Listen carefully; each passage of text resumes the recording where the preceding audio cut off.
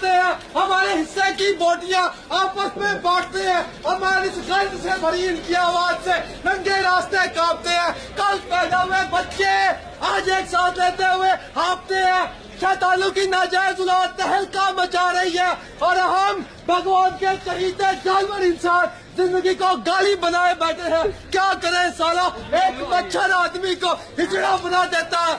गिरो गिरो सालो गिरो, गिरो तो उस झरने की तरह जो पर्वत की ऊंचाई से गिरकर भी अपनी सुंदरता को खोने नहीं देता, जमीन की तह से मिलकर भी अपनी असलियतों को नष्ट नहीं होने देता। मगर इतना सोचने के लिए वक्त है किसके पास? क्या करे साला, एक मच्छर आदमी को हिजड़ा बना देता है। मंदिर मस्जिद की लड़ाई में मर गए लाखों इंसान, धर्म और मजहब के नाम पे हो गए हजारों कुर्बान। जिसने अन्याय के विरोध में बलि को मारा, रावण को मौत के घाट उतारा, मुझे उस राम की तलाश है। मगर लगता है इस युद्ध के राम को जीवन बनवास है। क्या करे साला, एक मच्छर आदमी को हिजड़ा बना देता है। फिल्म देखी है? अगले ले चल यार, चल